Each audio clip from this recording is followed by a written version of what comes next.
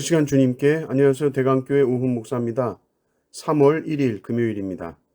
하나님 우리에게 주신 말씀은 마가복음 9장 30절에서 37절 말씀입니다. 그곳을 떠나 갈릴리 가운데로 지날새 예수께서 아무에게도 알리고자 아니하시니 이는 제자들을 가르치시며 또 인자가 사람들의 손에 넘겨져 죽임을 당하고 죽은 지 3일 만에 살아나리라는 것을 말씀하셨기 때문이더라. 그러나 제자들은 이 말씀을 깨닫지 못하고 묻기도 두려워하더라. 가버나움에 이르러 집에 계실새 제자들에게 물으시되 너희가 길에서 서로 토론한 것이 무엇이냐? 하시되 그들이 잠잠하니 이는 길에서 서로 누가 크냐 하고 쟁론하였습니다. 예수께서 앉으사 12 제자를 불러서 이르시되 누구든지 첫째가 되고자 하면 뭇 사람의 끝이 되며 뭇 사람을 섬기는 자가 되어야 하리라. 하시고 어린아이 하나를 데려다가 그들 가운데 세우시고 안으시며 제자들에게 이르시되 누구든지 내 이름으로 이런 어린아이 하나를 영접하면 곧 나를 영접하며 누구든지 나를 영접하면 나를 영접함이 아니요 나를 보내신 이를 영접함이니라. 아멘. 오늘 말씀은 예수님께서 두 번째로 자신의 죽음과 부활에 대해서 예고하시는 본문이죠. 인자가 사람들의 손에 넘겨져 죽임을 당하고 죽은 지 3일 만에 살아나리라 말씀하십니다. 두 번째로 반복해서 말씀하시는 이유는 분명하죠. 제자들이 깨닫지 못했기 때문입니다. 32절 말씀을 보시면 그러나 제자들은 이 말씀을 깨닫지 못하고 묻기도 두려워하더라. 왜 제자들은 이리도 깨닫지 못할까요? 제자들은 자신들이 기대하고 있는 것이 따로 있기 때문입니다. 예수님이 기대하고 예수님이 소망하는 것을 소망하는 것이 아니라 예수님의 뜻과는 전혀 상관없는 소망과 기대를 가지고 있기 때문에 예수님의 말씀이 들리지 않습니다. 또 들려도 애써 고개를 젓습니다. 듣지 않으려는 것이죠. 예수님의 뜻대로 되는 것이 사실은 두려운 겁니다. 스승의 길이라는 것을 제자라고 하면 마땅히 스승의 길을 따라가는 것인데 스승이 자꾸 십자가의 길을 간다 그러면 제자도 그 십자가의 길을 가야 하는 것이죠. 그러니 아무리 십자가를 스승이 말해도 제자는 그 길을 따라가는 것이 두렵습니다. 첫 번째 십자가 부활 말씀하실 때 어땠나요? 베드로가 아주 강하게 대들었습니다. 그런데 이제 두 번째 말씀하실 때는 제자들을 보니까 두려워하죠. 질문 던지는 것조차 무서워합니다. 진짜 주님 죽으시는 건가? 하는 거죠. 그러면서 더 묻지 않고 귀를 닫아버립니다. 그리고는 하는 일이 뭐냐? 누가 더 높냐? 이러고 싸우고 있습니다. 누가 예수님 오른팔이냐? 베드로, 야고보, 요한 이 사람들은 또 예수님과 따로 변화산도 가고 막 그러지 않았습니까? 그러니까 우린 좀 높은가? 그런 생각도 할 수 있겠죠. 제자들의 관심은 오직 하나 누가 크냐입니다. 이 주제로 길 가면서 막 말싸움이 붙었던 것이죠.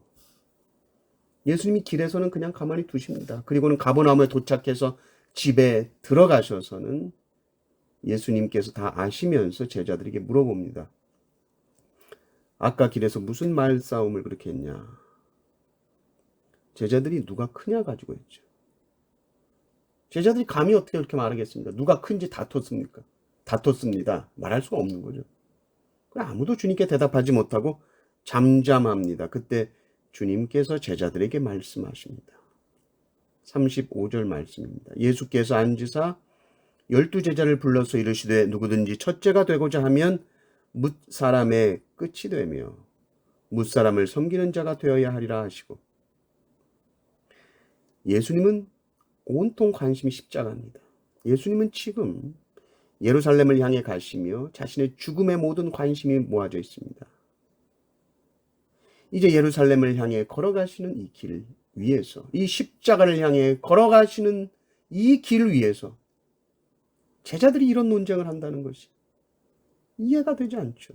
제자들 상태가 너무 심각한 거예요. 예수님의 길, 그 길은 항상 십자가의 길입니다. 그러나 제자들이 길이라고 했을 때 그 길은 높아지는 길, 내가 영광받는 일, 내가 높은 지위가 되는 그 길만 있는 것이죠. 하나님의 일을 한다, 하나님의 사역을 한다, 예수님을 따라간다 하면서도 결국 그 끝은 내가 높아져야 됩니다. 한치도 이 목적에서 벗어나지를 못합니다. 만약에 여기서 벗어난다면 하나님의 뜻이라고 해도 버립니다. 하나님의 뜻이라고 해도 도망칩니다. 제자들이 하나님의 뜻인 십자가 앞에서 다 도망가잖아요. 주님은 제자들에게 낮아짐을 가르치고 싶으셨어요. 이게 중요하다. 정말 이게 예수님에게는 중요한 겁니다. 주님이 이 땅에 오심으로써 이 낮아지심을 가르치셨는데 제자들은 항상 첫째, 1등 이것만 관심이 있는 거예요.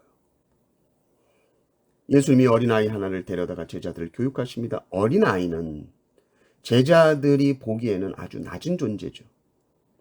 그러니까 너희가 낮아져야지 하기 전에 먼저 너희가 낮은 자를 어떻게 대하는가. 낮은 자를 대하는 너희의 태도부터 바꿔야 된다. 어린아이를 볼 때에 그저 어린아이로 보지 않는 훈련을 해야 된다.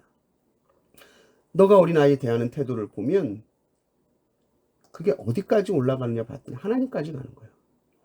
어린아이 하나를 영접하는 건 나 영접한 것이고 나를 영접하는 것은 나를 보내신 자 곧 하나님을 영접한 거다. 그러니까 어린아이를 대하는 너의 태도는 곧 하나님을 대하는 태도가 된다라는 말씀을 하고 계신 거예요. 너가 가장 낮고 가장 하찮은 존재라고 생각하는 그 사람을 너가 어떻게 대하는가 했을 때 그것이 곧 하나님을 대하는 너의 태도다라고 말씀하시는 거예요. 하나님의 기준이라는 것은 세상에서 낮은 자를 높이십니다. 첫째가 되고자 하는 자를 끝으로 보시는 거예요. 우리는 어떤 기준으로 살아가는가? 하나님 나라의 기준인가? 하나님이 뭘 기뻐하실까가 기준인가? 아니면 세상 사람들도 다 기준으로 삼는, 세상 사람들도 다 영광이라고 말하는 그것이 기준이 되어서 우리를 움직입니까? 꼭 기억하시기 바랍니다. 결국 주님이 승리하십니다. 죽기까지 자신을 낮추시고 섬기셨던 주님이 결국 승리하십니다. 우리는 이 최후의 승리를 믿는 사람들입니다. 오늘 하루도 이 믿음으로 한 걸음 한 걸음 걸어가시는 성도님들 되시기를 주님의 이름으로 축원합니다. 아멘.